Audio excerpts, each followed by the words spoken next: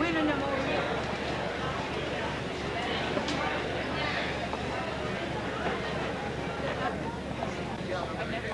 Oh no, I think you know something like that.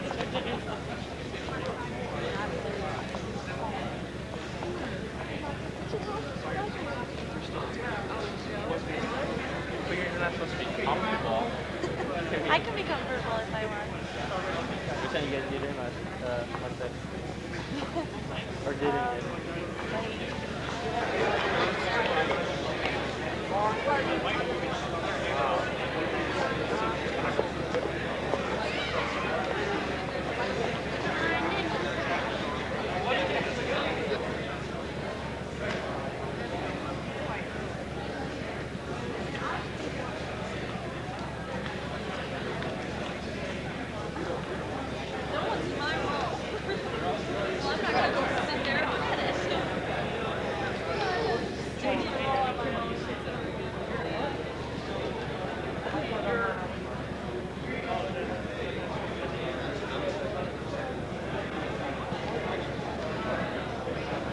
Do that, you should have your name.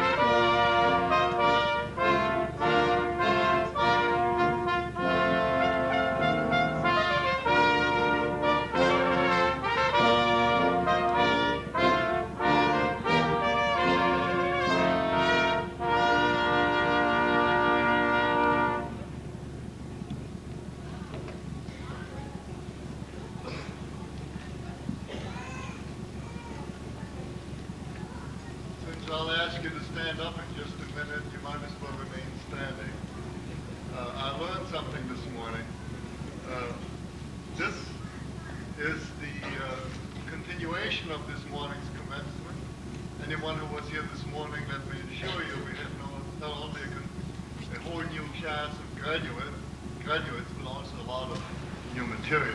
So,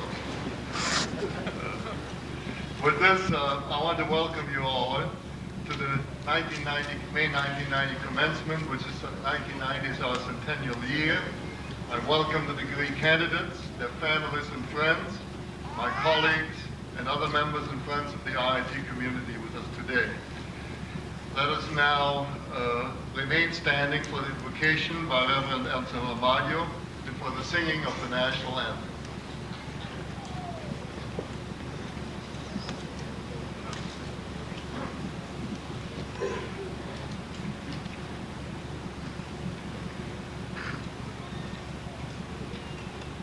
Lord God, Father and Mother of all life and all that is, we give thanks and praise to this exciting centennial class of IIT, graduates for the last decade of this millennium, and graduates who will set the agenda for the 90s and projections for the 21st century. Spirit of wisdom, because we love the world, we pray now for grace to quarrel with it, as you show the history of the world as a lover's quarrel. Grant us grace to quarrel with the worship of success and power, with the assumption that people are less important than the jobs they hold. Grant us grace to quarrel with a mass culture that tends not to satisfy but to exploit the wants of people. To quarrel with those who pledge allegiance to one race rather than to the human race. Lord, grant us grace to quarrel with all that profanes and trivializes and separates men and women. And so, Lord, number us among those who will alleviate pain by sharing it, those who are willing to risk something big for something good. And so may we leave in the world a little more truth, a little more justice, a little more beauty than would have been there had we not loved the world enough to quarrel with it. Oh God, take our minds and think through them, take our lips and speak through them, take our hearts, our visions, our hopes, and set them on fire. Amen.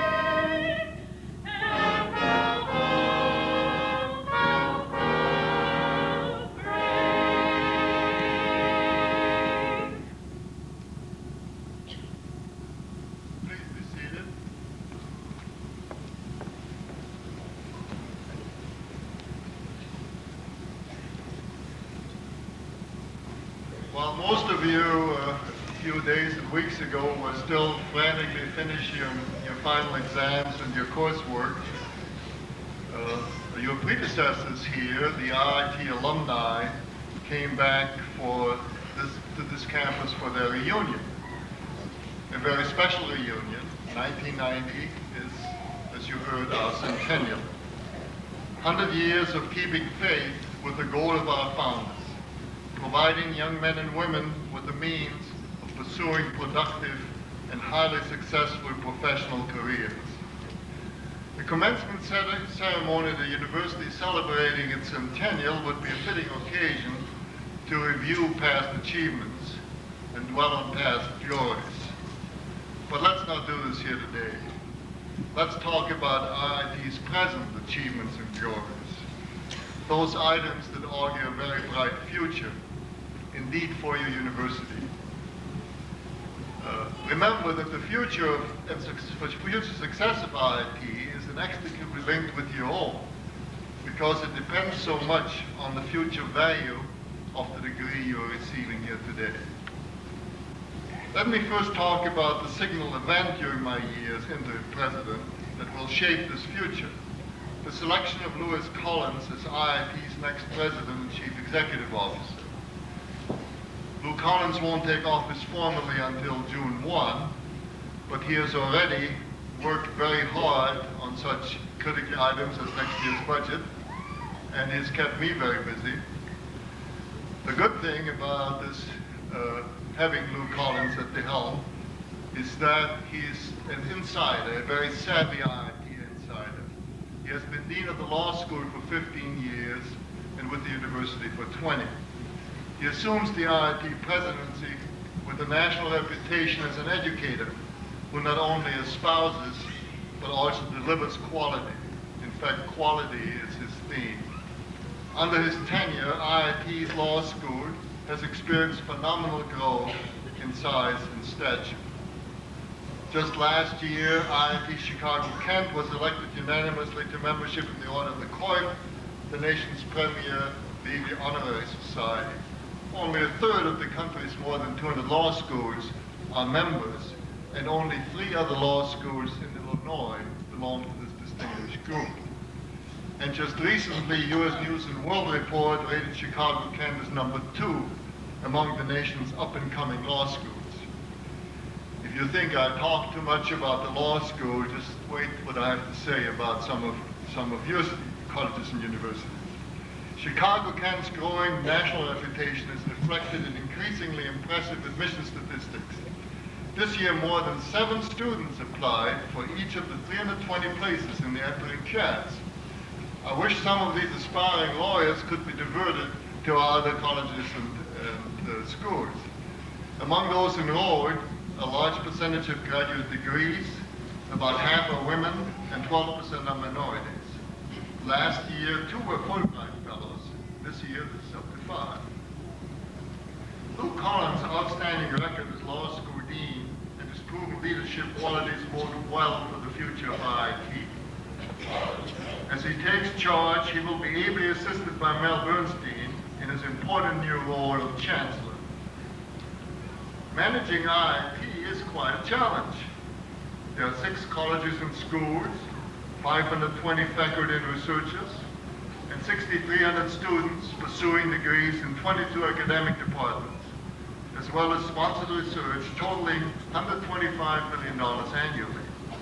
All in all, with its contract research affiliate, IIT Research Institute, this is a complex $200 million a year enterprise that continues to grow and has earned widespread respect as a first-rate institution among the employers of its graduates and the sponsors of its research. These data indicate the breadth and scope of this university, the range and diversity of our educational research programs. The numbers are impressive. We do indeed have a critical mass of a first-rate research university. Another impressive indicator of IIT's strength is professional peer recognition of its faculty. As interim president, one of my greatest pleasures was receiving word that one of our faculty had received a national award. Recently, 4 of our faculty have been so recognized for their manifold talents and creativity. Dr. Robert Artsbacher, professor of electrical engineering and director of the Pritzker Institute of Medical Engineering, has been elected a fellow of the American College of Cardiology. A truly unique honor for a non-physician. Dr. S. Muhammad Shihadipur received the C. Holmes McDonald Excellence in Teaching Award from Eta Kappa Nu, the National Electrical Engineering Society. Dr. Dash Wassan became a fellow of the American Institute of Chemical Engineers. And one of your own faculty member today at its national convention held in Houston, John Winchie, will be inducted into the College of Fellows of the American Institute of Architects. Dr. Artsbecker will be taking part in today's ceremonies, by the way. He will be conferring upon his son Thomas a Bachelor of Business Administration degree with honors. IIT's vitality is not only measured by outstanding faculty achievement and the growth of research revenues. The quality of the educational programs is of paramount importance. Because IIT is a private and independent university, we have always had the freedom to innovate. IIT excels at introducing new educational offerings to address market needs, new intellectual challenges, and it excels at leveraging our individual areas of expertise in order to offer creative, interdisciplinary programs. Everyone here today, and most especially degree candidates and faculty, know IIT is a university where traditional modes of thought and methods of practice are constantly challenged. It is part of IIT's culture to press for change, to push the limits of present knowledge. This morning I talked about IIT's exciting initiatives of greatest interest to my fellow engineers at their commencement exercises. Our new energy and polymer programs, the food safety and technology research at Moffitt campus, the new wind tunnel, and our growing presence in manufacturing and materials processing. This afternoon, let me concentrate on the equally exciting disciplines that make IIT a true university. This fall, IIT's College of Architecture is introducing its tutorial unit. This program, unique in this country, provides undergraduate architectural students the opportunity of 4 years of intensive studio training with a master architect. Students will also, what Gene Summers calls, make a book, study a semester in Europe, and have the hands-on experience of designing and building an actual house. The Institute of Design also has a curricular first to boast of.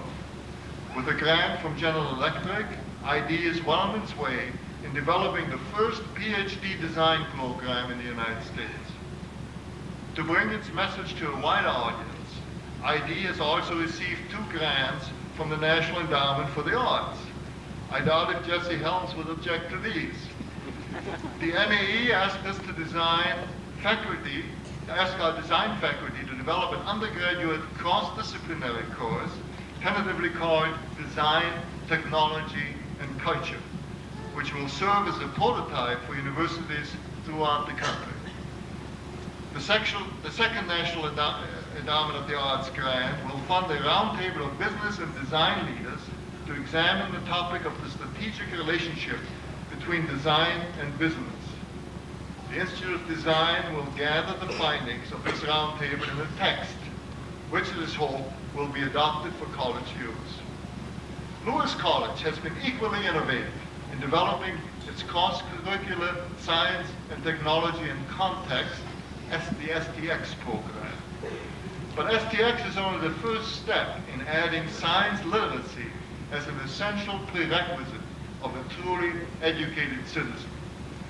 Imagine, if you will, the opportunities of a post-professional continuing education program that gives the vast numbers of MBAs and lawyers practicing today an understanding of science and technology issues, something our co-chairman Bob Gelman calls an MBA in science.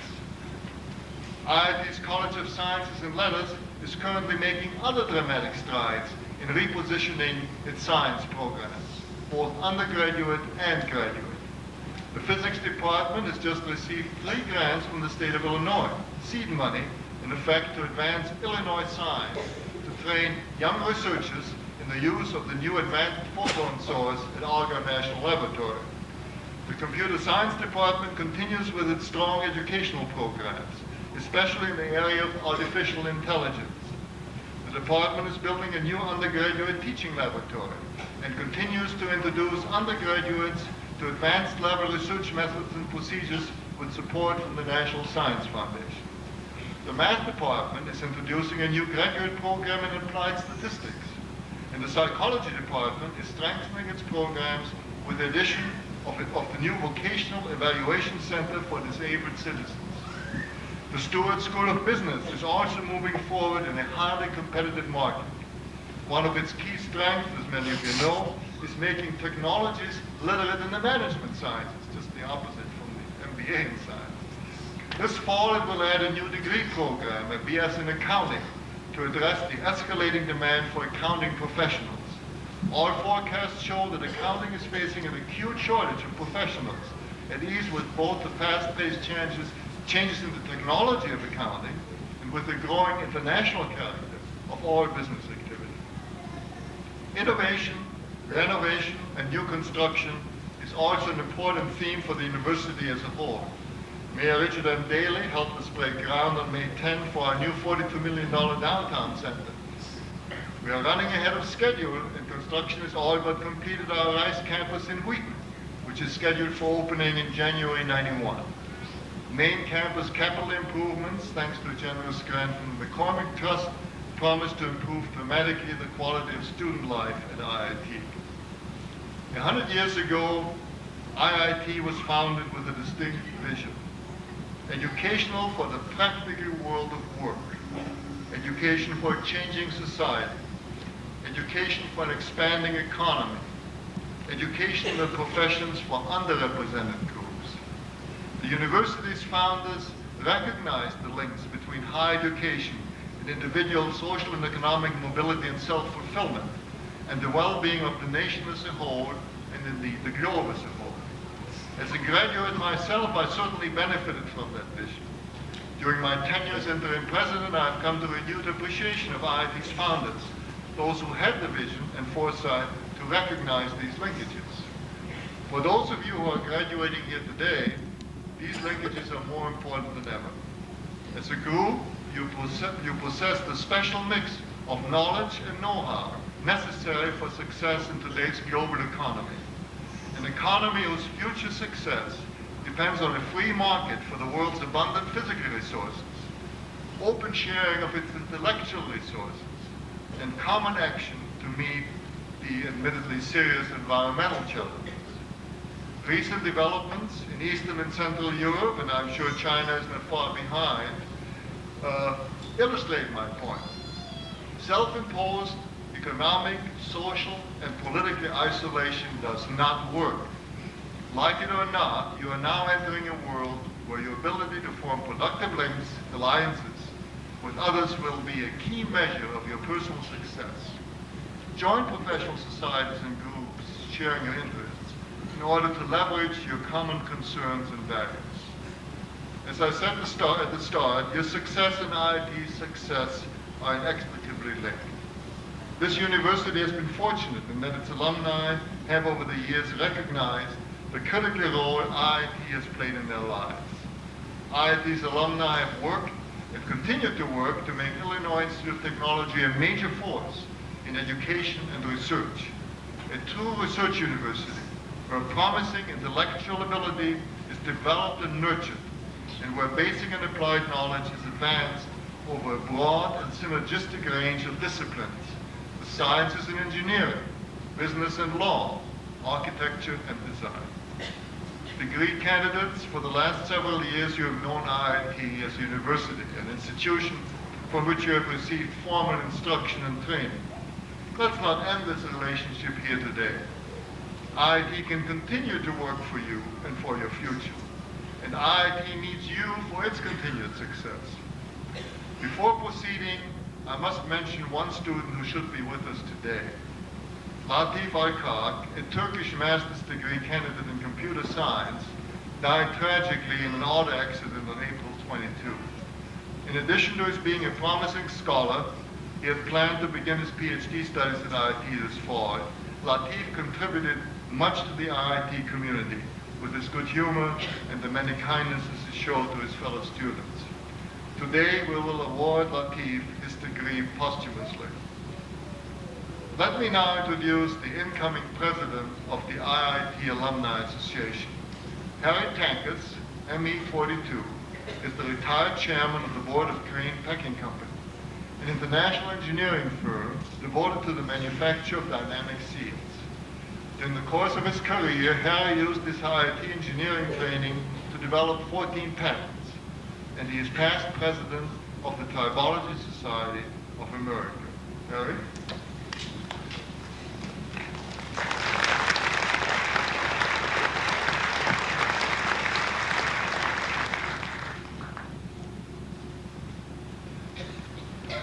President Linden, Dr. Bernstein, trustees, faculty, family, and friends, and most especially degree candidates, the class of 1990.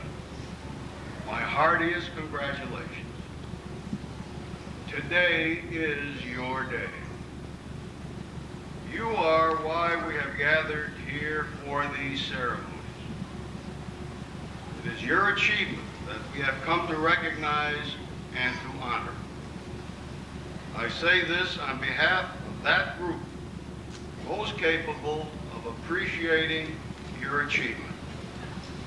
The worldwide network of more than 36,000 IIT alums. We know what you have gone through.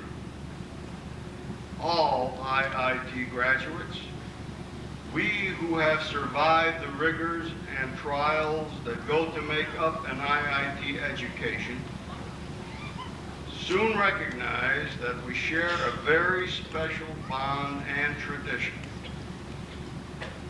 No matter what the profession or career you pursue, I know that you will find IIT grads at the top of your field. With your IIT degree, you have joined a special group, a group marked by its highly professional and skilled competence. We are indeed a select group. For the world of work and the professions, IIT graduates are special individuals. For the university, we make up a unique constituency. The alumni of IIT, as with every college and university, represents a special group of people. Our Alumni Association is celebrating its 100th year along with the university. We have been here, and we will continue to be here throughout the history of our university. I am here today to welcome you as our newest members to the association and to make this point. The Alumni Association is here for you, for all of us. So get involved.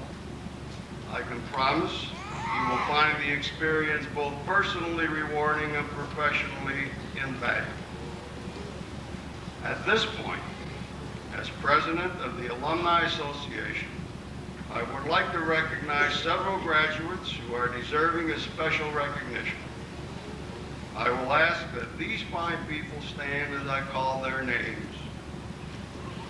Please hold your applause until all of these outstanding graduates have been introduced. For outstanding academic achievement, the IIT Alumni Association honors William Edward Bach.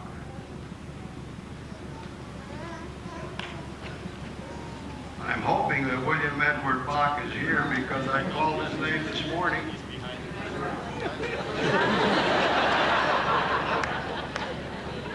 You had me worried. An inside joke because in the morning session I called the afternoon list. And we thought we had a protest on our hands. Frank Burnett.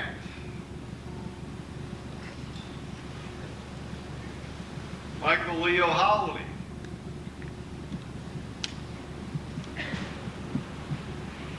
Eugene C.U. Chu. And for outstanding contributions to the university community, we honor Diane J. Bannon, Milena A. Grabluski, Christina M. Luthanen, and Latonia Washington. Now let's give them a hand.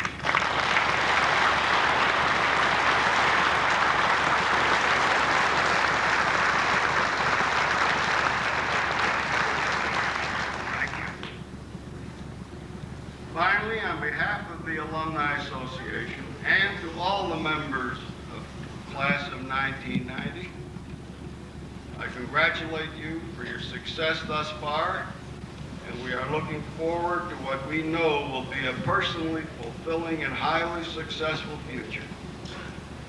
Again, congratulations to each and every one of you. Thank you.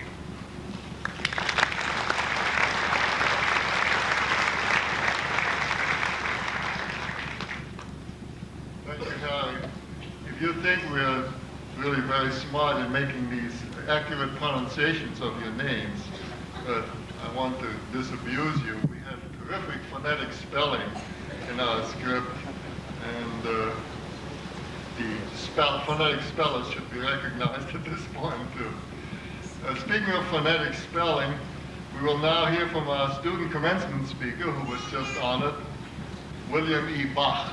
Not Johann Sebastian, but supposedly Bach. A Bachelor of Science candidate with high honors in computer science. Through 7 semesters at IIT, Bill has maintained a perfect 4.0 grade average. I don't know about his 8th semester grades. Are they in yet, Bill? No way? I have it on good authority that they will not damage his 4.0.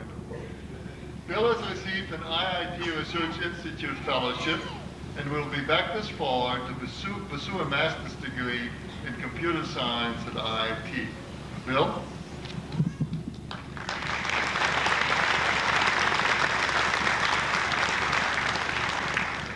Thank you, President Linden. I'd first like to welcome everyone once again to this afternoon's commencement ceremony, and I'd like to congratulate all those in front of me who will soon receive their diplomas. This graduating class has a great distinction. We are graduating in the year of IIT Centennial. When this university was started back in 1890, did anyone ever think that it would last for over 100 years? In the middle 1900s, did anyone ever imagine the diverse subject matters which would be taught here? In 1989, were you wondering if you're still going to graduate this year? This graduating class is a worldly class, as we have representatives from almost 70 countries here today. The world which we all share has greatly changed in the last 100 years, enduring 2 full-scale world wars and numerous other conflicts. However, the changes which have come forth in the last 5 years are by far the most important. In the last few years, we have seen the end of the Cold War, the spread of freedom throughout Europe, and an increasing awareness of the limited resources of our planet. These changes are not all for the better, however. We still have to deal with many problems, such as international terrorism, acid rain, and radioactive wastes. These problems may have been created by those who have gone before us, but it will be up to us to work together across political and national boundaries to improve this world even further. What will the next few years have in store for us? Will you be ready to meet these challenges yet to come? Whether we were ready or not, we all survived the challenges put forth by IIT and its professors. But what did we actually accomplish while we were here? We have achieved another goal in life, a milestone, where we no longer have to worry about tests, homework, and lectures. We can start to live in the real world, making lots of money, paying taxes, and paying back all of those student loans. I asked a few of my fellow students what graduation with an IIT diploma meant to them, and I'd like to share one of those answers with you. This person stated that graduation indicates to others that we have learned enough to get that diploma, that symbol of success which employers look so highly upon. While it is true that we can all tell others about facts and procedures we have memorized, there is much more to the IIT diploma. This diploma does not merely show we know a lot of related facts. It shows that we have learned how to learn. Because the technological fields are changing so rapidly, most of the facts you know now will be outdated within 5 years, if not less. Employers are painfully aware of that fact, and they try to stay ahead of their competition by branching out into new fields, generating new ideas. Employers know that it is the IIT graduate who will continue to learn and expand his or her knowledge and apply that knowledge to the work at hand. It is the IIT graduate who will succeed. We all know that we can succeed, but exactly what is success? A few weeks ago, I ran across some words about success from an unlikely source, the Sunday Comics. The comic strip is by Bill Keane, and it's called Family Circus. In that strip, Mr. Keane stated, "Success is not a destination, it's a journey. You will find it in many things all along the way. If you only found success at the end of the road, it's too late. The journey's over. Enjoy all of your successes, right now, today, tomorrow, and beyond." With this in mind, let us go forth and succeed, not only today, but every day. Let us set our own personal goals, then strive to attain them. Let us not do things only for ourselves, but let us donate of our time and talents to those around us, and make this small world of ours a better place to live. Most of all, let us enjoy the celebration of graduation today and prepare ourselves for the challenges and successes yet to come. Thank you.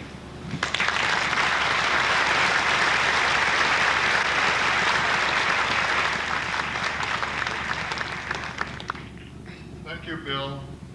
Perhaps you could use your graduate work in computer science to improve the modeling of Gilbert Scheinman. I would be happy to act as one of your thesis advisors in the capacity. I would now like to recognize Dr. I. Melvin Bernstein, IIT's Provost, who will present the recipient of this year's Excellence in Service Award. Mel? Thank you, President Linden. Will Miss Sarah Curtis please come forward?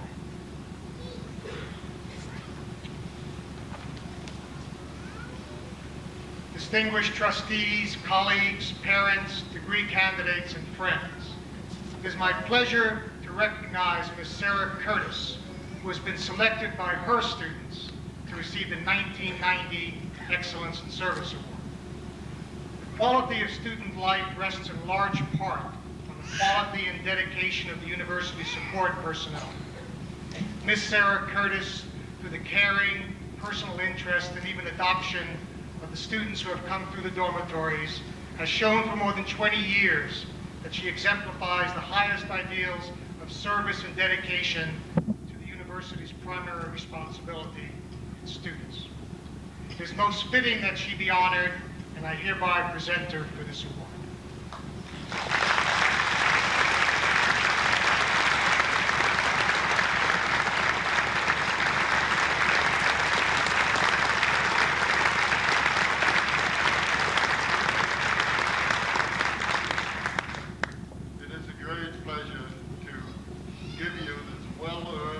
Well-deserved award on behalf of the university and all the students here and the faculty.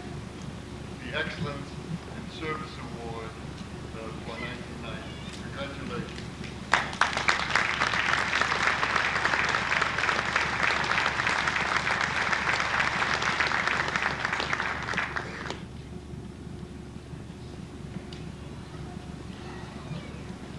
It is now my pleasure to introduce this afternoon's commencement speaker, from whom we heard earlier this morning, Vice Admiral Diego E. Hernandez, United States Navy, Deputy Commander-in-Chief of the United States Space Command. In 1955, NROTC IIT among us, and quite a role model, might I say, and the newest member of the IIT Board of Trustees. Admiral Hernandez.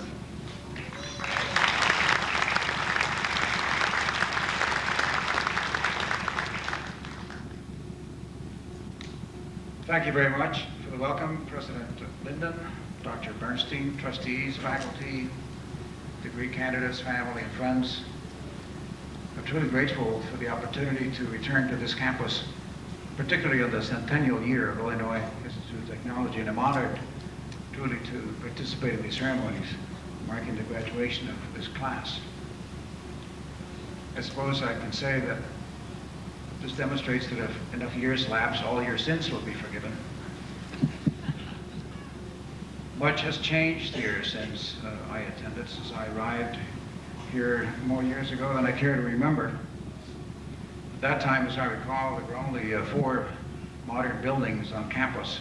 The 2 apartment buildings, Fowler Hall, which was a dormitory, Farr Hall, which was then a dormitory where I lived, and what is now the Alumni Memorial Hall, which then housed the Navy ROTC unit.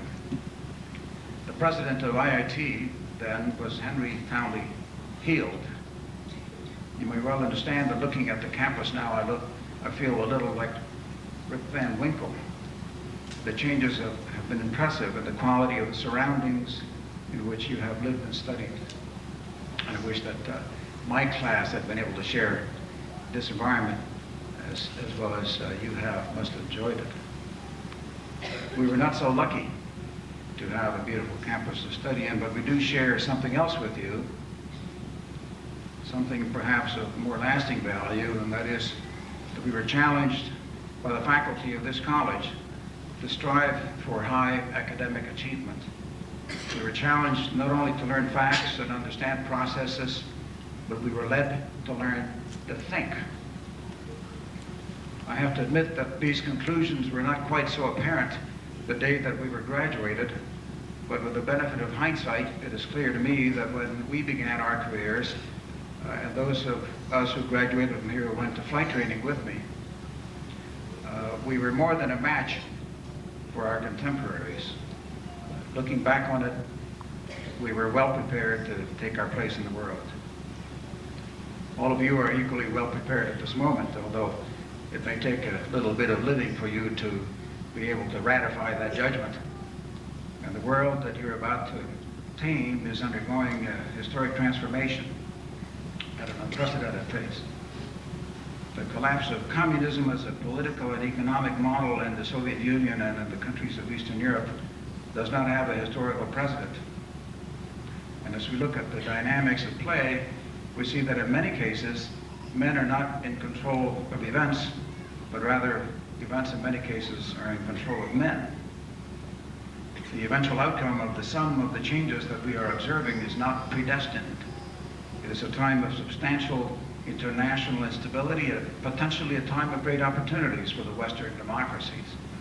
For us in the United States, it is a time for careful thought and serious national debate as we consider our place in this new world order that is being redefined almost on a daily basis. Unfortunately, the terms of the public debate in the United States seem to be concentrated around the size of the defense budget to the exclusion of almost every other consideration. Some serious people have proposed cutting the defense budget in half over the next 10 years, perhaps without realizing that such an approach would leave the United States with the military apparatus of a second-class power, the budget of an America in decline. I believe that the notion that we can get by with a fundamentally different kind of a defense structure in this country evolves from a fatalistic view of some that the United States is already in decline. That slippage from great power status is virtually inevitable as a result of forces beyond our control. We're told that there are external and internal causes for this decline. Externally, the argument goes, we're losing economic power relative to the rest of the world, especially Japan and Europe. After the Second World War, our global market share was about 50%, and it is now at just over 20%. With a unified Germany just around the corner, an economically unified Europe about to be a reality, a growing market share by Japan, Taiwan, Singapore, and other Asian nations, some think we have lost the competition for world markets. This is now a common theme. We're suffering from imperial overreach like Britain in the early 20th century. Overburdened by defense spending and global commitments, we have sapped our national strength. We are on a slippery slope to second-class status, and there's really very little we can do about it. We're told that domestically we have such an array of problems that in order to concentrate on their solution, we must be compelled to turn away from external affairs. And we're told that in any case, the United States has accomplished the one transcendent goal that gave both purpose and unity to an entire generation. With the collapse of communism, goes the argument, the United States will not be looked to for our special values because those values will soon become universal. We should therefore get used to being just another power in a multipolar world. Quite frankly, the notion of an American decline is both wrong and it's dangerous. Although there are enough policy proposals being floated around Washington to cause us to recede into second-class status if they are adopted, there is no irresistible force of decline acting independently of our own choices. Let's consider our economic realities. There's no question that since the end of the Second World War, our share of the world market has declined relative to Japan and Europe. But as columnist Charles Krautheimer pointed out recently, that baseline for comparison is the very abnormal period immediately after the war when Europe and Japan were in shambles and we were in the middle of a post-war economic boom.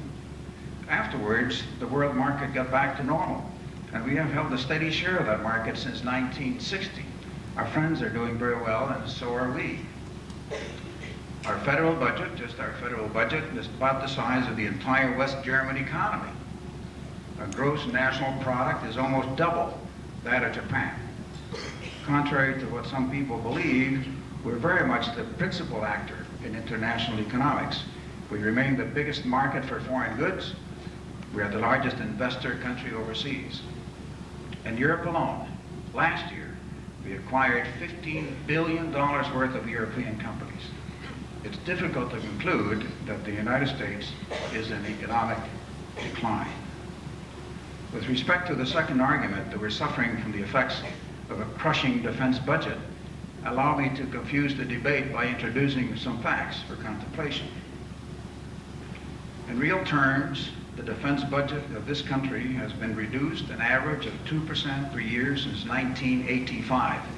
Today it represents 5% of the gross national product. In the 1960s, it was 8% of the gross national product. President John F. Kennedy's defense budget was over 40% of the federal budget. Today, it represents just 24% of the federal budget. The defense budgets being presented by the Bush administration continue these downward trends. If his proposals are accepted by the Congress, by 1995, our defense spending will be at the lowest level since before Pearl Harbor, both as a function of the gross national product and of the federal budget. The so-called excessive commitments overseas have paid enormous economic and political dividends for us and for our allies. By helping to create and sustain a rock-solid security system in the West and in Asia, we have made possible the stability required for private investment and economic growth. Business will invest, expand, and take risks if they believe the future is secure. Confidence will permit the kind of long-term commitment of time, money, and energy to advance science and technology as well as education and the arts. That truth is not lost in our allies, who share our own sense of security and a sense of global progress shaped in many ways by our involvement around the world. So I believe that it is fallacious to argue that our broader security interests will be better served if we withdraw from a policy that has served us so well. There's no question that we have many domestic concerns that need to be addressed, but their resolution does not require that we become isolationists. In fact, their resolution may well require our full participation as a superpower in the world arena. The argument that political changes in the Soviet Union decrease the necessity for strong military forces is the strangest argument of all. As a military man, I look at the military capabilities of every potential adversary to this nation, not at their current intentions. And the military capabilities of the Soviet Union have not evaporated. Their strategic forces, nuclear forces, have not diminished at all. In fact, they've been modernized and made more formidable in the 5 years of President Gorbachev's regime. Their naval forces have been reduced by the decommissioning of obsolete equipment, and the reductions in land forces have been on the margin up until now, primarily limited by their inability to absorb people into their civilian society. One would expect that simple common sense would lead us to conclude that in times of rapid international change, the outcome of these complex dynamics becomes very difficult to predict. And that at the moment, prudence demands a conservative national strategy. I believe that if the Soviet Union is able to move towards a more representative government and concentrates on internal economic revival, that we certainly will face a dramatically different security environment in the future. But it is going to be one in which our influence and our involvement will continue to be preeminent. You see, the only superpower in decline is the Soviet Union. The dramatic global changes we're witnessing today should force us to think, to reflect on our role in the world as a nation and on the goals that we set for ourselves for the future. A real strength lies in our ideas.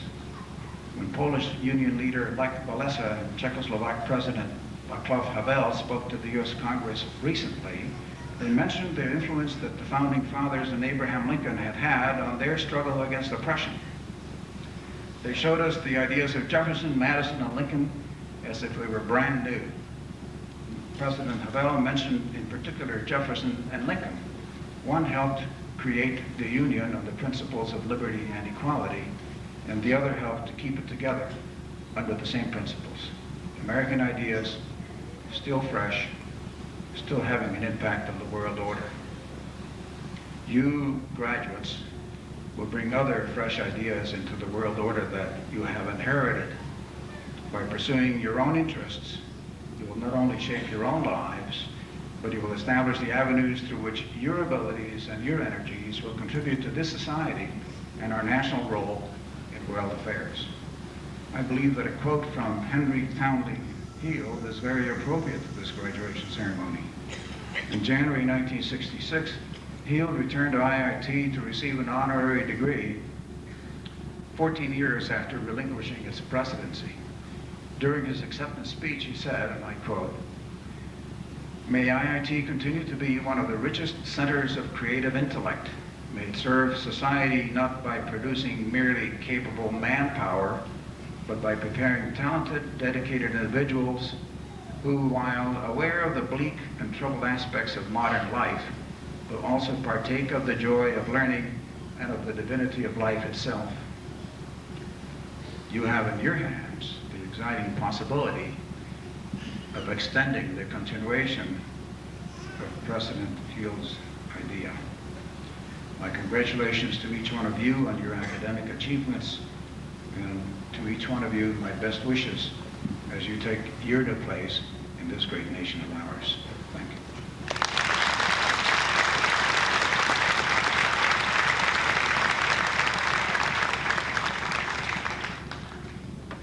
Thank you, Admiral Hernandez, for your very thought-provoking message.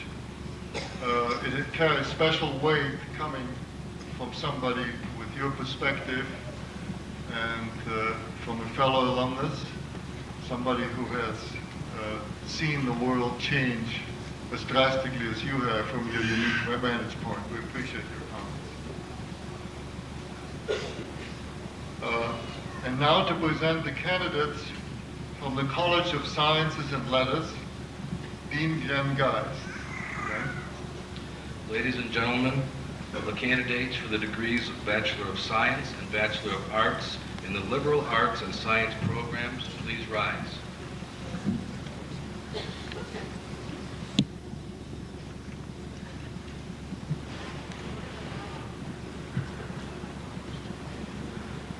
President Linden, on behalf of the faculty of Lewis College of Science and Letters, I have the honor to present to you the members of the class of 1990. By virtue of the authority vested in me by the Board of Trustees of Illinois Institute of Technology, I confer upon those candidates who have fulfilled all the requirements in their respective fields of studies the degree of Bachelor of Science or Bachelor of Arts in your respective fields, and admit you to all its rights, privileges, and obligations. Please hold your applause until all the names have been called.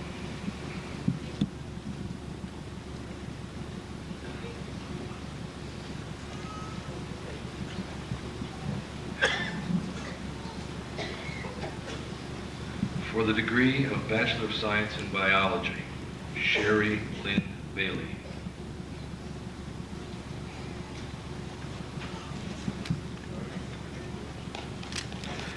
Thomas J. Kelly, graduation with high honors.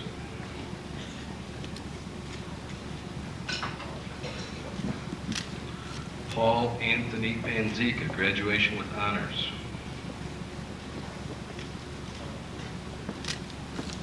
Charles Edward Mornell, graduation with honors. For the degree of Bachelor of Science in Chemistry, William K. Gannett, graduation with high honors. For the degree of Bachelor of Arts in Computer Science, Diane J. Bannon, graduation with honors.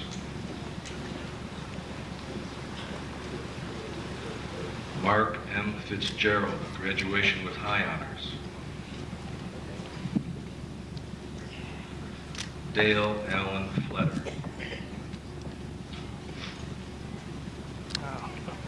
For the degree of Bachelor of Science in Computer Science, William Edward Bach, graduation with high honors.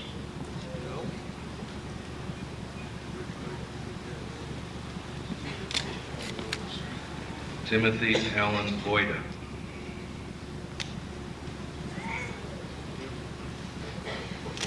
Siddhartha Chadha.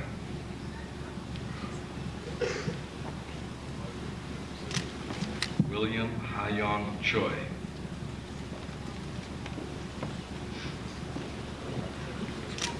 Alice Hernatha Crawford.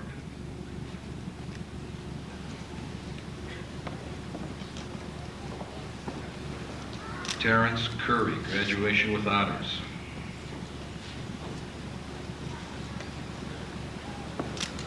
Rogelio Garza.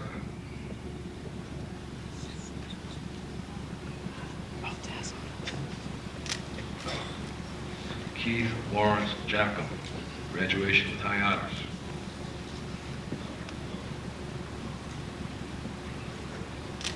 Stephen Douglas John.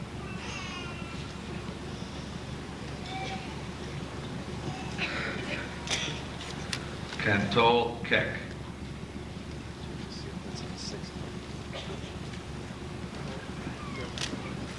Richard Neville Knowles.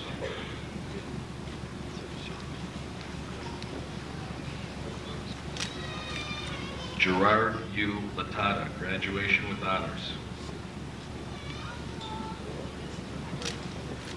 Ricardo Perez.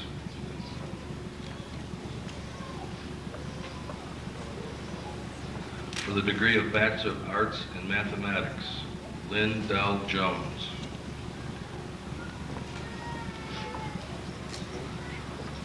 For the degree of Bachelor of Science in Mathematics, Frank Russell Burnett.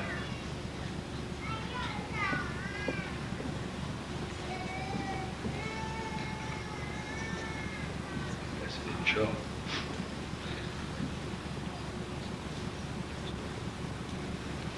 For the degree of Bachelor of Science in Physics, Bajinder Dutt.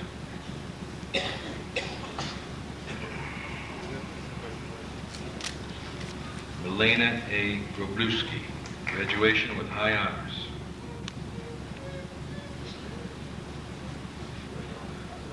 Roderick Co. Salazar.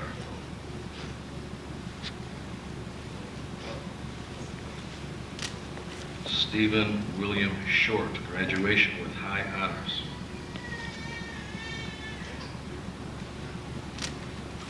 Sisanuk Sofa.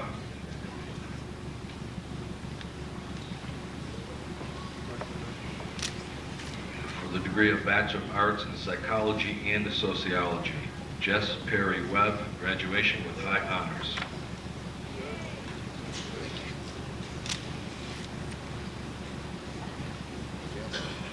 Mr. President, that concludes the presentation of candidates for the Bachelor of Science and Bachelor of Arts in the Liberal Arts and Science programs.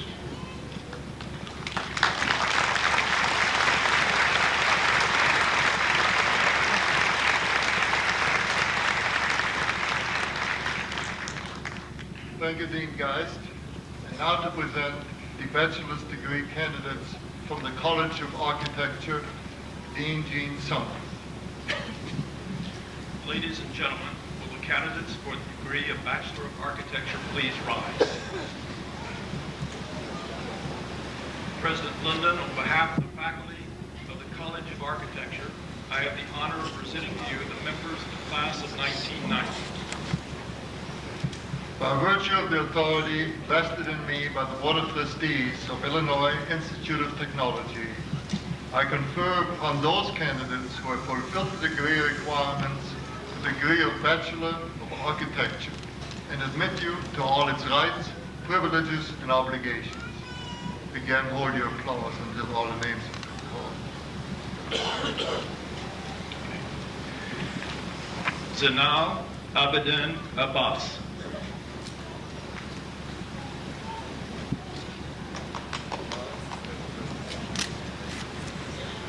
Ismail bin Abhamid, with honors.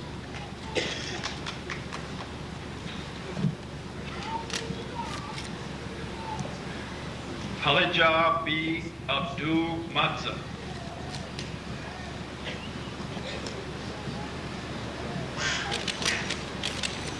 Anita Binti Ahmad.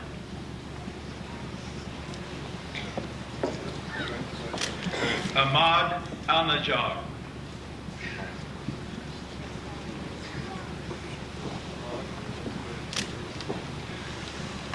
Bert Samuel Andrews.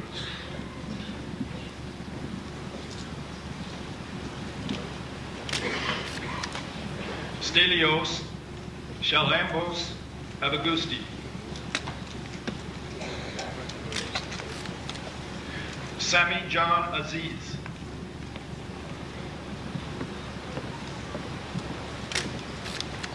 Mark Andrew Bobry.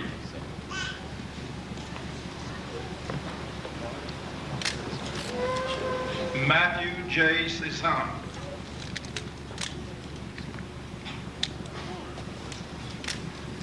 William C. Earl IV.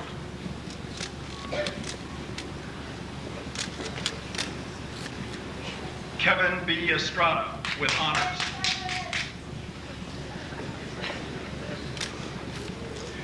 Robert Matthew Eric.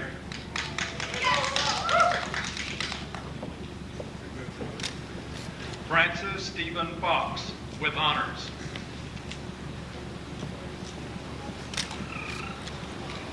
Pericles James Georgopoulos.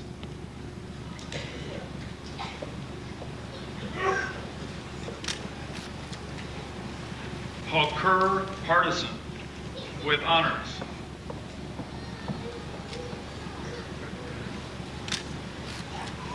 Gail Ann Palavin Smith, with high honors.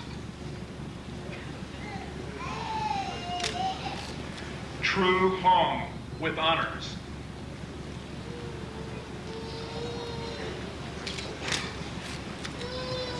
Kristen C. Kennedy, with honors.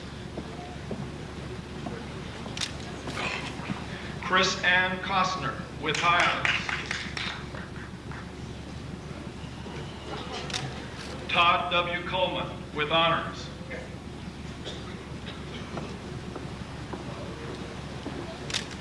Milan Baki, with honors.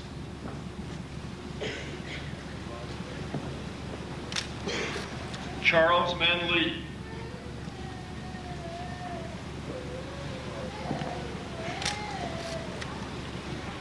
Zen Blue, with high honors.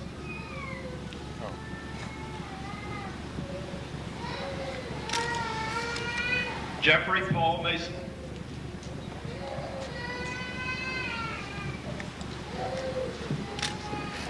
William Joseph McNally, with high honors.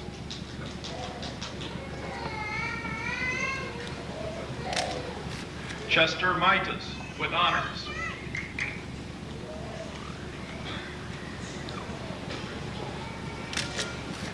Howard E. Morris III. Bradley E. Novak, with honors.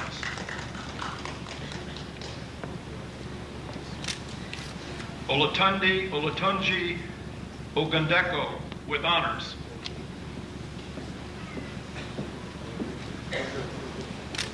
Carol S. Amori.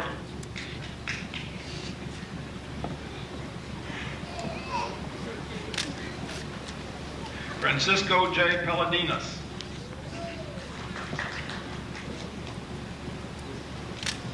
Timothy Eric Parker with honors.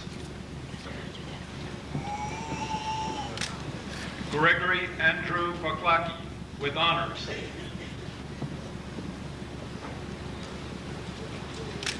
Habib Abdullah Rahman with honors. Gordon William Rowe. Thomas Francis Ruan, Jr.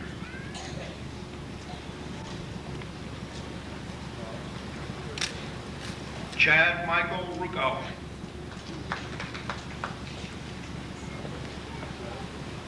Audrey Hergita Sabas.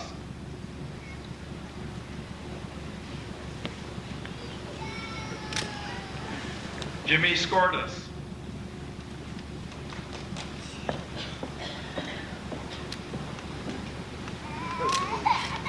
Thomas Allen Scott.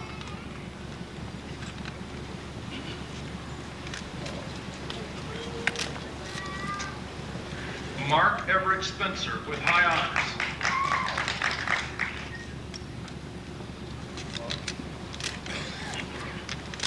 Bazala Ben Supar.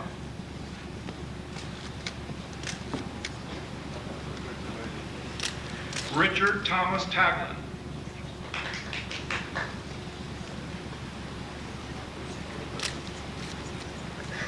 Guillermo Yanko Tejeda with high honors. Stephen Horst Tubner.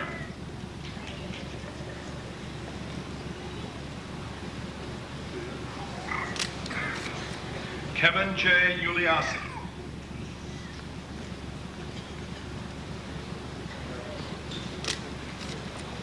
Mr. President, that concludes the presentations of candidates for the Bachelor of Arts.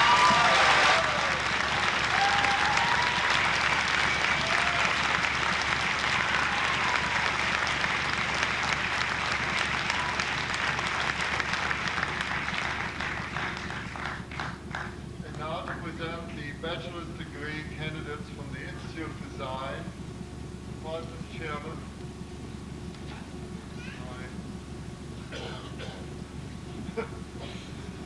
Department Chairman, Professor Patrick Whitney.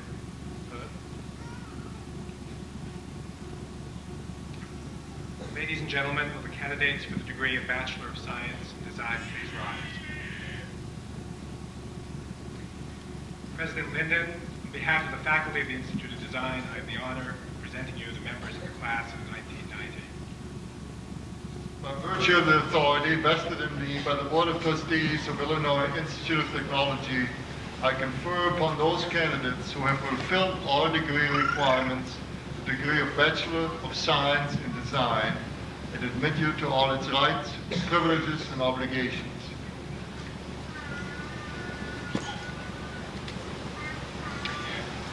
Wayne Frederick Adolph with honors.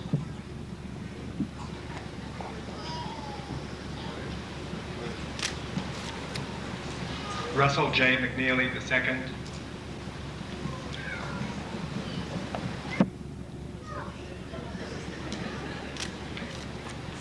Ilya Stepanovich Prokopov with honors.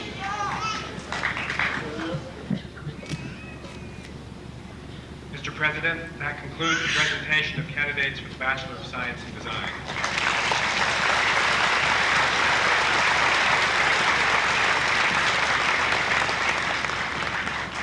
Thank you, Fred. And now to present the bachelor's degree candidates from the Stewart School of Business, Professor Joseph S. Churt. Professor Churt. Ladies and gentlemen, will the candidates for the degree of Bachelor of Business Administration and Bachelor of Science in Business Economics please rise?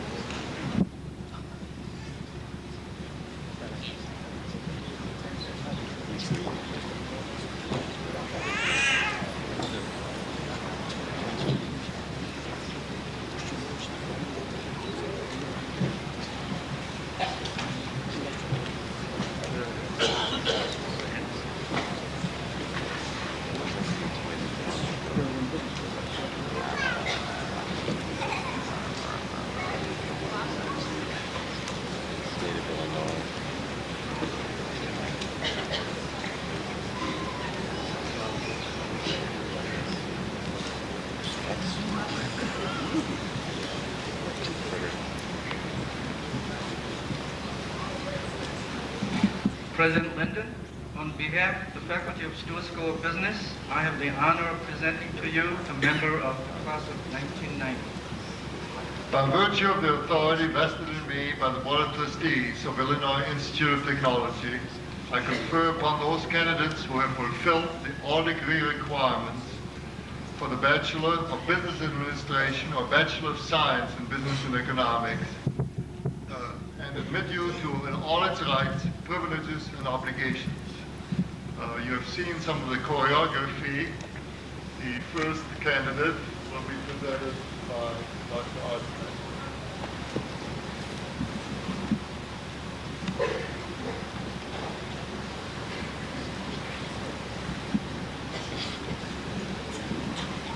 Thomas John Atzbacher. Graduation with honors. Edward Paul Bellican.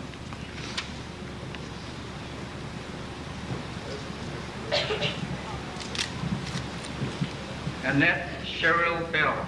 Graduation with high honors. Jason Quinton Holmes. Graduation with honors. Rachel Lynette Bryant.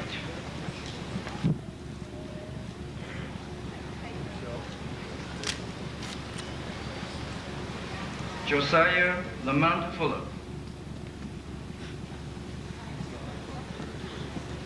Edward Michael Gelman.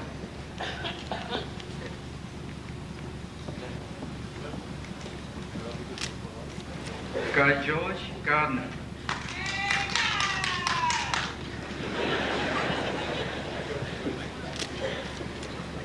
Sahar Saeed Hasabah. Stephen J. Berger, with graduation with honors. Michael Leo Howley, graduation with high honors.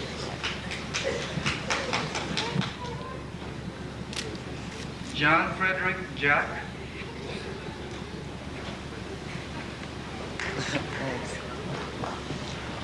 George S. Kusaka.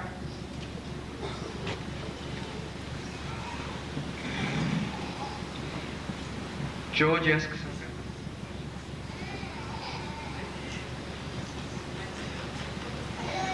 Oh, I missed it. Michael Dwayne Jones.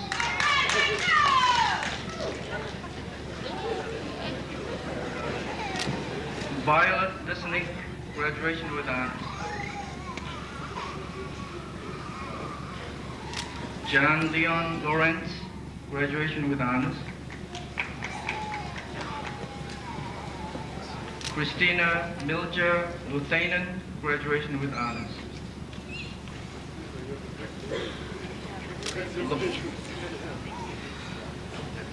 Lori N. Marino.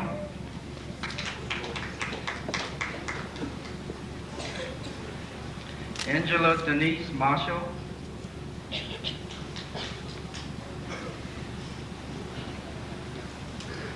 Timothy Daniel McCarthy.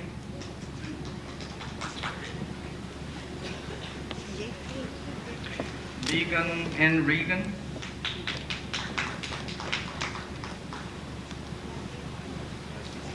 Christopher P. Russell.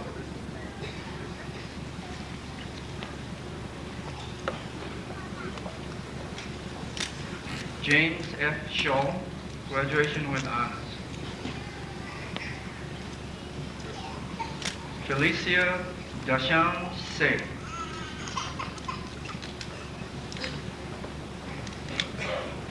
John J. Song.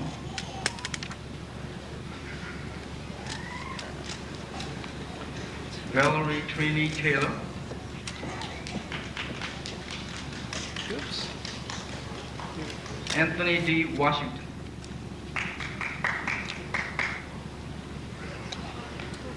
Kimberly Joy Whalen. Graduation with honors.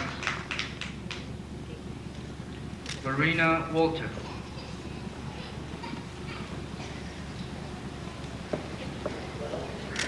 Eugene C.U. Chu. Graduation with high honors.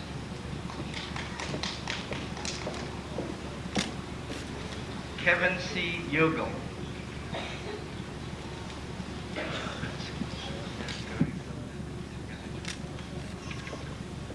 Guy Gondek.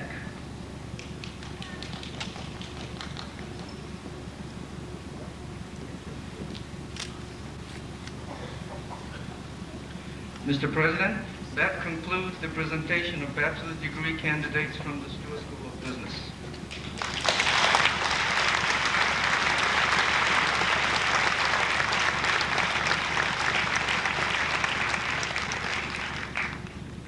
Will the candidates for the Master of Business Administration please rise?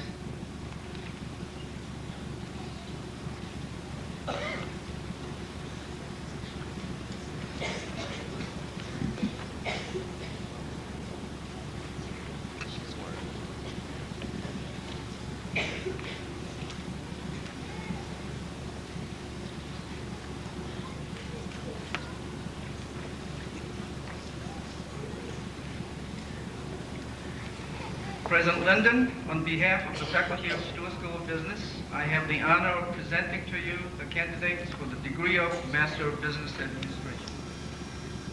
By virtue of the authority vested in me by the Board of Trustees of Illinois Institute of Technology, I confer upon those candidates who have fulfilled all the requirements of the degree of Master of Business Administration and admit you to all its rights, privileges, and obligations. Tariq S. L. Harvey, Betty R. Bonner, Charles Lynn Campbell, James Chichang Jan, Rodney Delgado,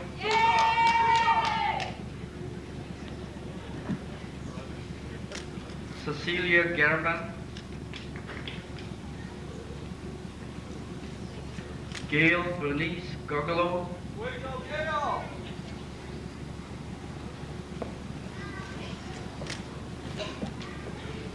Simcha Miriam Golan,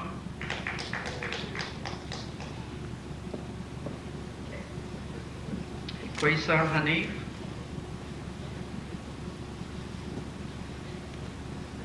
Thomas Andrew Halleck,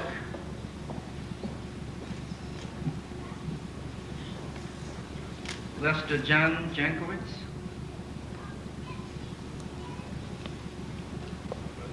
James Messina,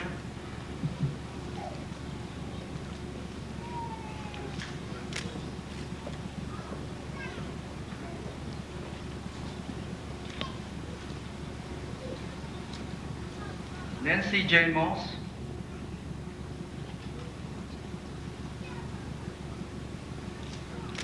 Ravindra V. Nanjala, Robert Zbigniew Oslowski,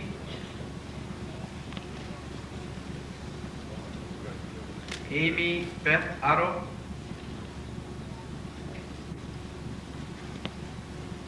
Adelisa Abril Patel,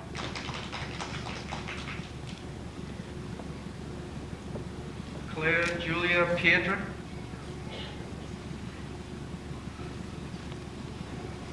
Thomas Pritchard,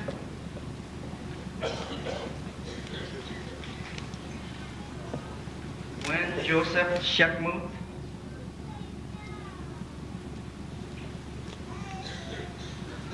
Arturo Serrano.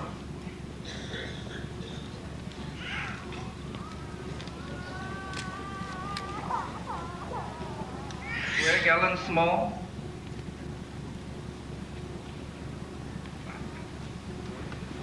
Margaret Nabunya Sajabi. Betty Jean Toy.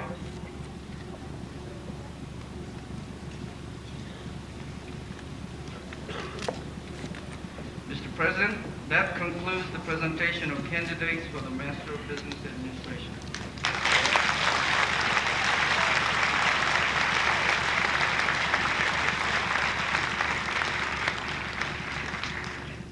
Thank you, Professor Turner.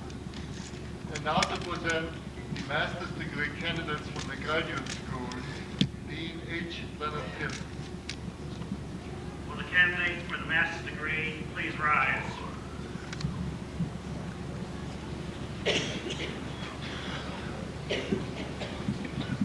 Linden, on behalf of the faculty of the graduate school, I have the honor of presenting to you the candidates for the degree of Master of Architecture, Master of Chemistry, Master of City and Regional Planning, Master of Public Administration, and Master of Science.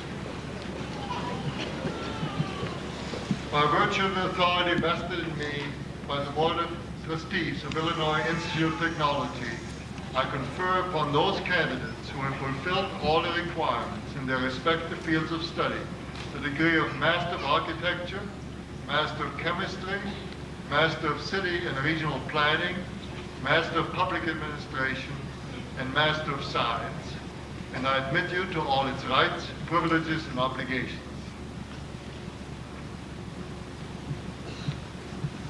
For the degree of Master of Architecture, Ming Zhang.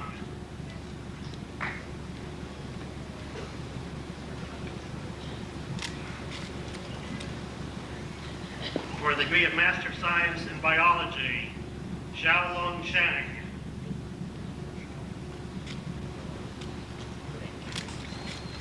Melissa G. Cook.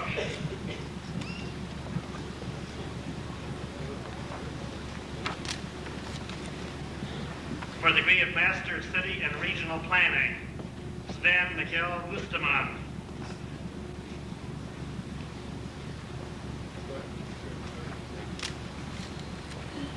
For the degree of Master of Science in Computer Science, Latif Al-Kaj. Mr. Al-Kaj, the gentleman that President Linden mentioned at the beginning of the ceremonies, who very tragically was killed 2 weeks ago.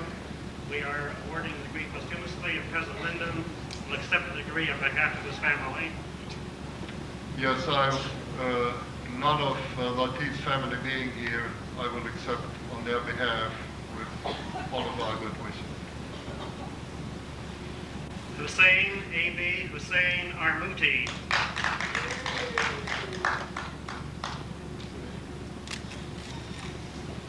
Blake Bathory.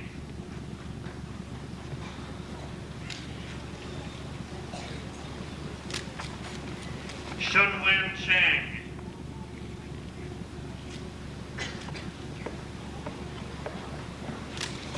Shi Li Chen.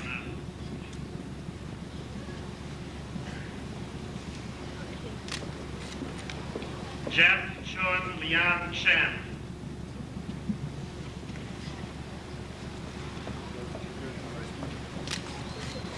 Chung Ki Choi.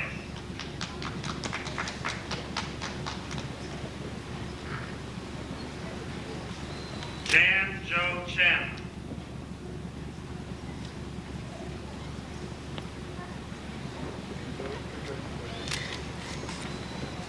Chai Wei Chow.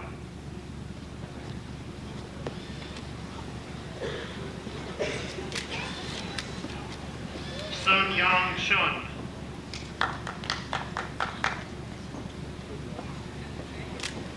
William Covington.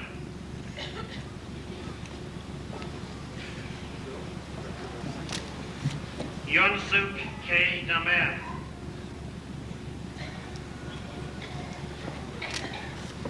Anita F. Devalarban.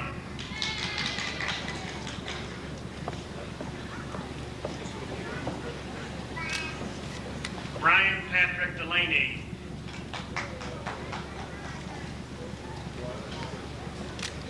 Pierre Dumais.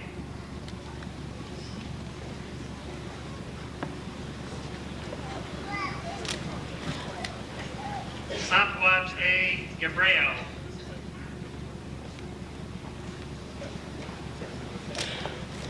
Michael Howard Gibson.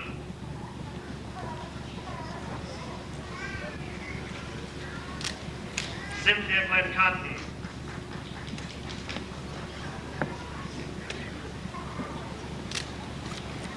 Abhay G. Kothari. Sialan Kuo.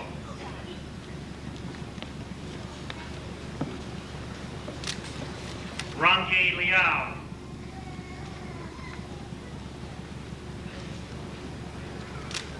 Ravi K. Madagula.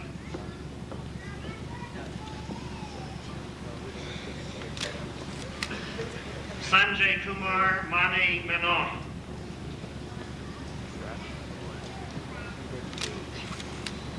Mary Victoria Olszewski.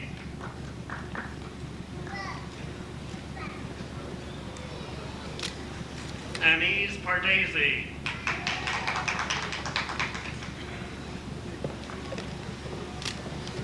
Hannah R. Patel.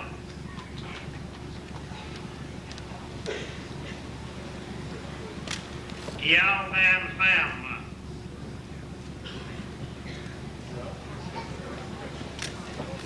Renu Bala Pierce.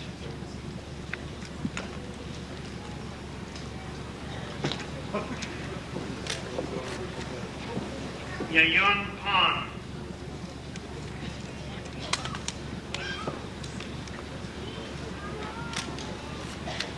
Dennis S. Shaw.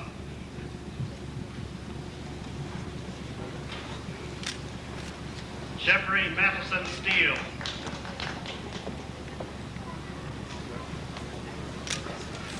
George Kuriakor Thiruvathukal.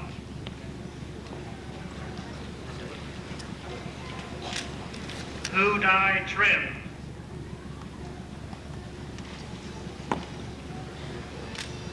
Dhanaraj Viswanathan.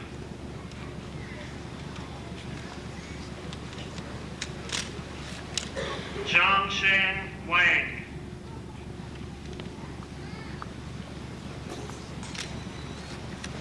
Yuna Gorkanti.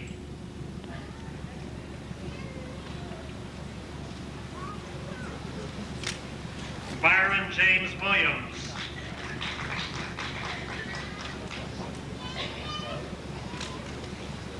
Ta-Ching Yang.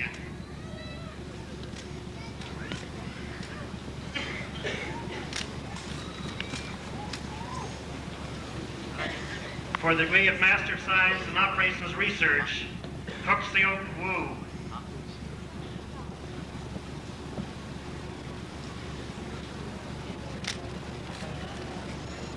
For the Master of Science in Physics, Jenny L. Tipp.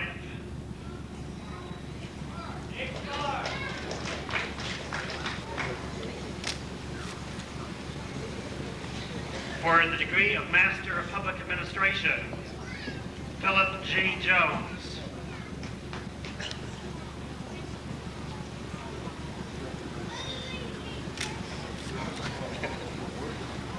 For the degree of Master of Science in Rehabilitation Counseling, Richard E. Jonathas. Mr. Jonathas is in a wheelchair and not able to come to the stage. President Linden will go down to the audience and present him with his degree.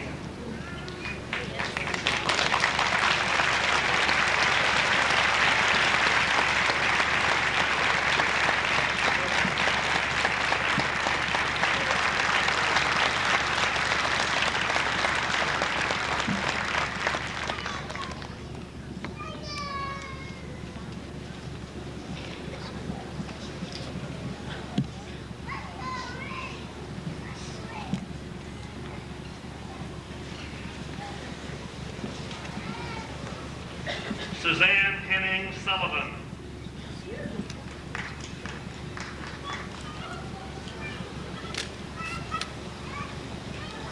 President Linden, that concludes the presentation of candidates for the master's degree from the graduate school.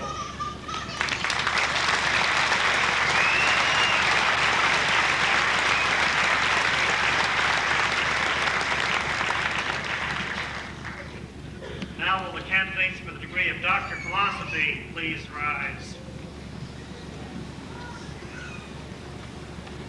President Linden, on behalf of the faculty, I have the honor to present to you these candidates for the degree of Doctor of Philosophy. By virtue of the authority vested in me by the Board of Trustees of Illinois Institute of Technology, I confer upon those candidates who have fulfilled all the requirements in their respective fields of study for the degree of Doctor of Philosophy and admit you to all its rights, privileges, and obligations. For the Doctor of Philosophy in Computer Science, James Arthur Foster.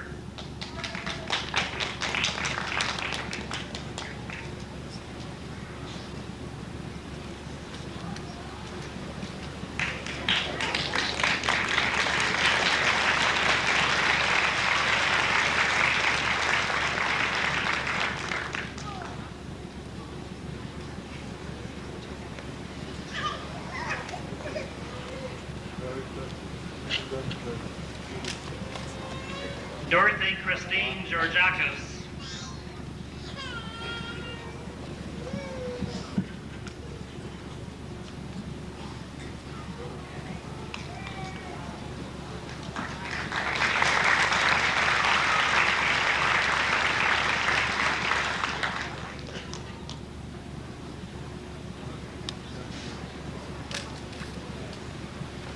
Harbans Kaur.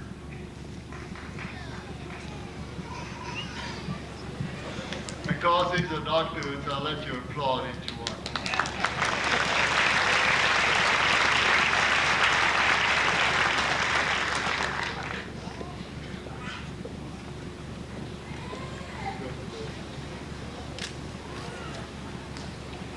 Frank Faribor's Naomi Rudd.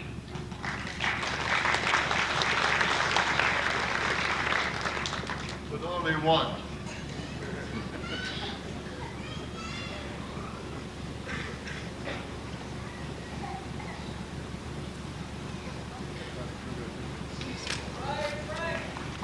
Daniel E. Knoll.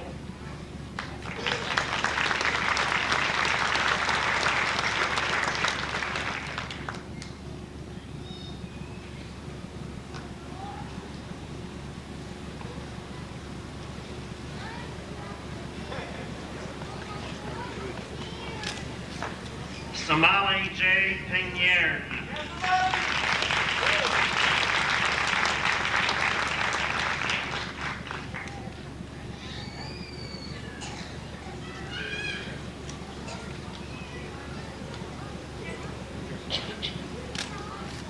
Sarah Louise Sullivan.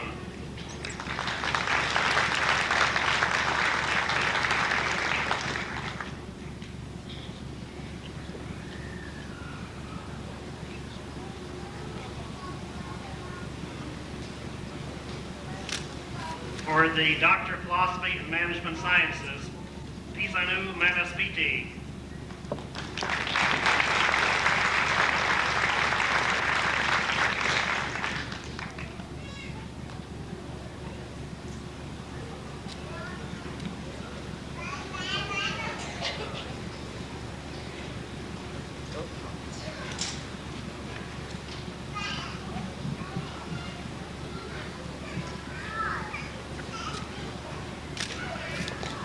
For the Doctor of Philosophy and Mathematics, Judith A. Horowitz.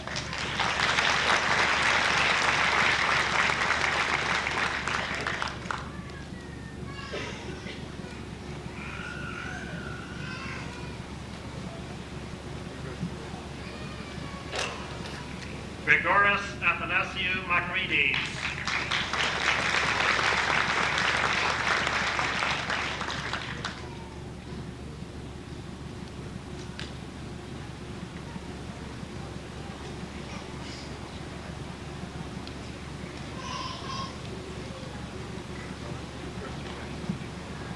for the Doctor of Philosophy in Psychology, William Michael Byrne.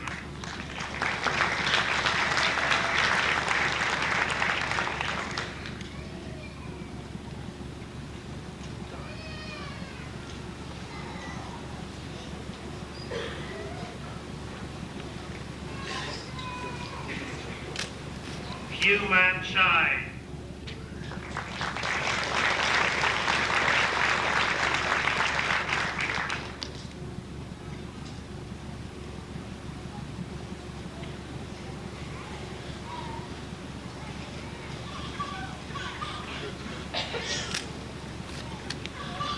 Michael Allen Mazius.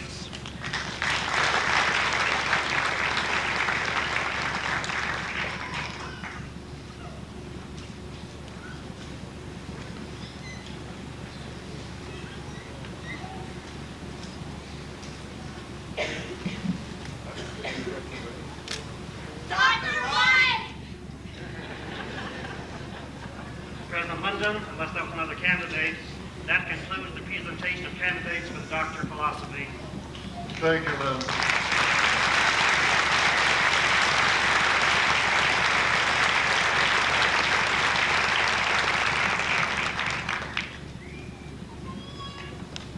I would now like to recognize Lieutenant Colonel James W. Downey, Commanding Officer of the Air Force ROTC Unit, who will commission one of our graduates as Second Lieutenant of the U.S. Air Force.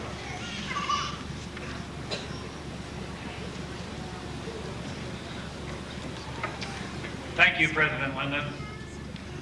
The Air Force ROTC program at IIT is unique in that it brings students from up to 16 universities and colleges in the Chicagoland area to IIT for their ROTC classes. Throughout the summer, we will have a number of commissioning ceremonies at universities around the Chicago area, including 3 ceremonies here at IIT. In this afternoon ceremony, we will now commission Cadet Christina M. Luthanen. Would Cadet Luthanen please come forward?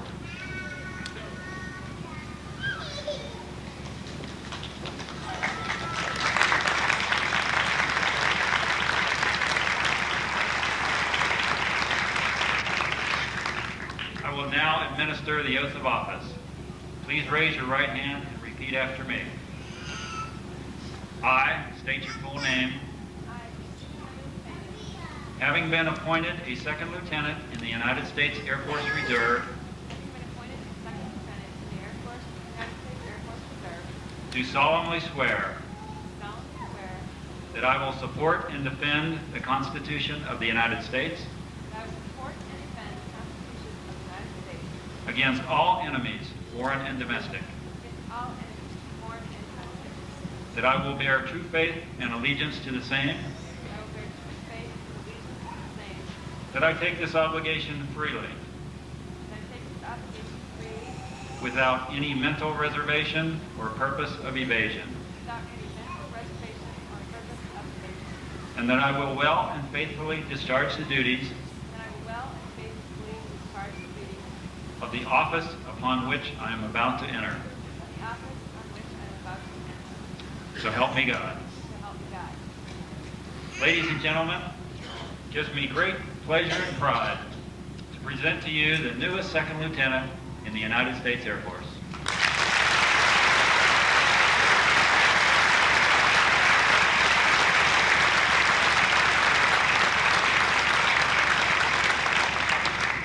Second Lieutenant Luthanen. Normally at this point, I would order Lieutenant Luthanen to her next duty station. Although she hopes to be an aircraft maintenance officer in Japan, she has not yet received her orders and will work here at IIT until she does. I therefore hereby order you, Lieutenant Luthanen, to report to Professor Digdon's office and continue to make significant contributions to IIT while you await your assignment.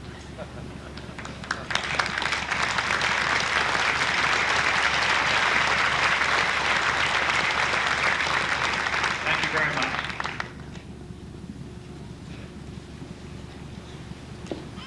Thank you, Colonel Downey. I would like now to reintroduce our commencement speaker, Vice Admiral Diego E. Hernandez, Deputy Commander-in-Chief of the United States Space Command, who will commission graduates as ensigns in the U.S. Navy and second lieutenants in the U.S. Marine Corps.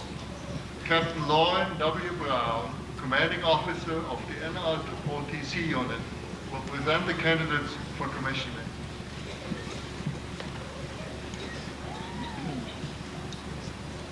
Thank you, President Linden, for inviting me back to speak so soon. Captain Brown, would you please call the midshipmen forward? Yes, sir. Midshipman Edward Paul Valentin, please come forward. Midshipman Jason Quinton Bull. Midshipman Mark Andrew Boveri. Midshipman Edward Michael Galvin. Midshipman Timothy Daniel McCarthy.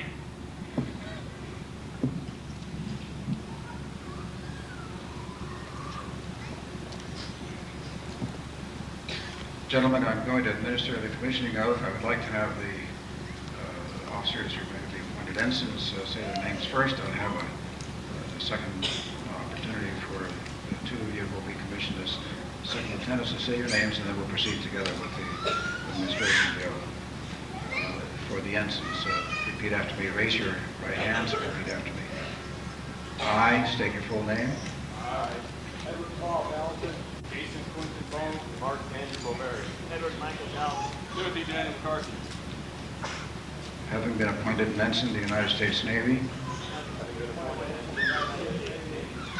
and for the second lieutenants, having been appointed a second lieutenant in the United States Marine Corps, Having been appointed a second lieutenant in the United States Marine Corps, do solemnly swear solemnly swear that I will support and defend the Constitution of the United States that I will support and defend the Constitution of the United States against all enemies, foreign and domestic, against all enemies, foreign and domestic, that I'll bear true faith and allegiance to the same, that I will bear true faith and allegiance to the same, that I take this obligation freely, that I take this obligation freely, without any mental reservation without any mental reservation or purpose of evasion, or purpose of evasion, and that I will well and faithfully discharge the duties of the office that I will well and faithfully discharge the duties of the office on which I'm about to enter. which I am about to enter. So help me God. So help me God.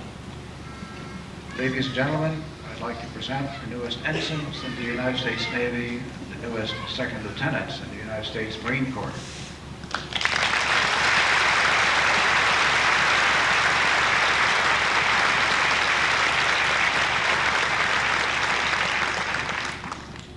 Captain Brown, would you please read these officers' orders? Yes, sir. Second Lieutenant Timothy Daniel McCarthy, you're ordered to the basic school, Quantico, Virginia.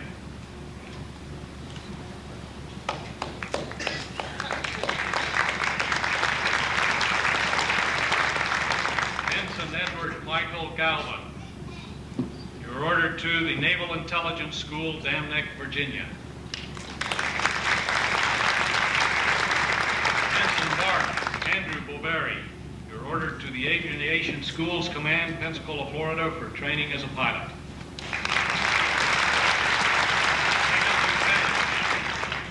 Jason Quinton Bone, you're ordered to the Basic School, Quantico, Virginia.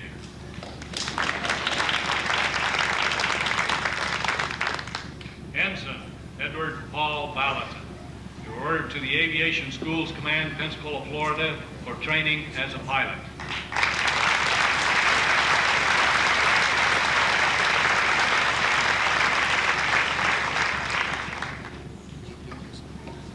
I want to thank Admiral Hernandez and Mrs. Hernandez for spending such a full day with us, starting before 8 and still going on. It's been a very special day for us, and we're just delighted to welcome you back to the IIT campus, and to welcome you for the first time. I hope we'll see both of you many times more. I will now ask the faculty and staff of IIT stand and applaud all of those whose achievement we honor here today.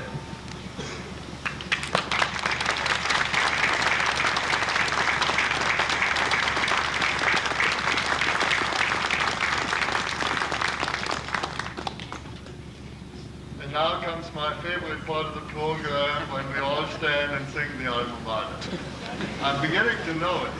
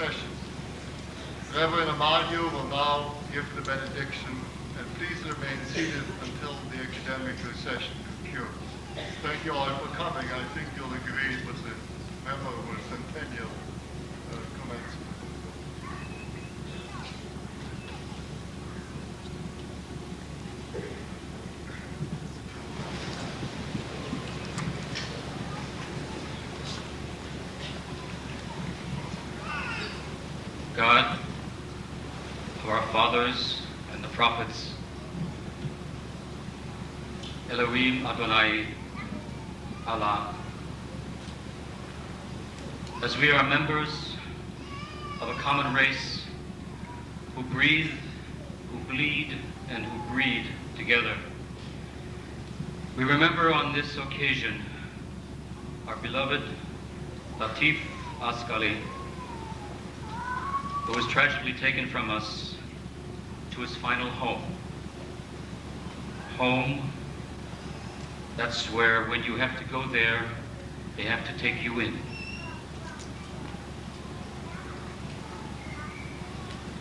O Spirit of life, Father and Mother, on this day of remembrance, look upon the unrest of the world and be pleased to complete the work of your healing hand. Send peace upon the earth, a deeper, more lasting peace than the world has known. Draw all people to you and to one another by the bonds of love, since the value of knowledge is directly proportional to its basis in integrity and imagination. Grant understanding to the nations with an increase of sympathy and mutual goodwill, that they may be united in a single human race, wherein justice, mercy, hope, faith, truth, and freedom may flourish, so that the sacrifice of those who died may not have been in vain. And may your dreams be realized as you and your families safely embark in a refreshing summer, as well as a life of fulfilling happiness. Amen.